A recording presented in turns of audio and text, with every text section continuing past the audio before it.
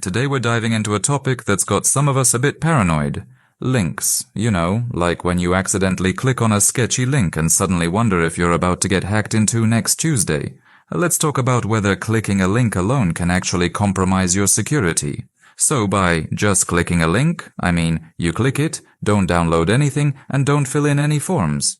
Can anything bad actually happen? Short answer. Sort of, but not quite the way you might think. First, some reassuring news. Most modern browsers don't let websites run dangerous code on your computer like they did back in the ActiveX era. But there are still ways sites can collect info on you. For example, a site could use a tool like Grabify to learn a lot about you without you even noticing.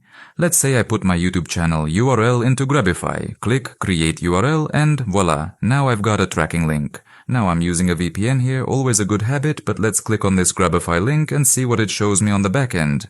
I get a fake Cloudflare notification, very sneaky, and then it directs me right to my YouTube channel. A typical user might not even realize anything happened. And yeah, Grabify just collected details on me. Browser info, my OS. Even my IP if I wasn't using a VPN. Sneaky, huh?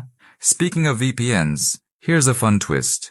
Even if you're using one, Grabify can still grab other details like your browser, OS, and sometimes even things like your battery level on mobile. If you're looking for serious privacy, there's a cool option called the Malware browser. It's free, works with any VPN, and doesn't spill nearly as much info to websites as most browsers do. It's basically Tor browser without the Tor network. To be extra sneaky, Malware uses weird window sizes and other tricks to make it harder to fingerprint.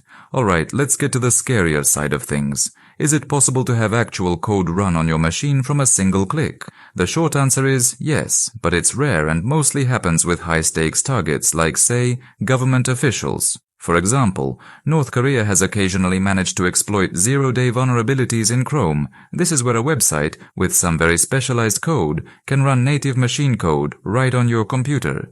If you're using Windows, it's worth noting that Windows has some solid protections in place to make it hard for anything to escape its browser sandbox. Mac's integrity protection is even stronger, and Linux, well, unless you're manually setting up Linux or AppArmor profiles, and let's be real, most users aren't. Linux can be a bit more vulnerable in this case. The more likely risk is something called cross-site scripting, XSS. Here, a hacker tricks a website into executing code in your browser. For example, if Google had a vulnerability, I could potentially send you a Google link that extracts your Google session, allowing me to hijack your account. Luckily, most big sites are good at preventing XSS attacks, and even if you're worried, simply using incognito mode or a secure browser like Tor will add an extra layer of protection. Generally, clicking a link alone is more about privacy invasion, like tracking and fingerprinting, than outright hacking. If you're really cautious, use a VPN to mask your IP and maybe an incognito window to prevent XSS. For the extreme cases, consider using a privacy-focused browser or even a virtual machine for untrusted sites.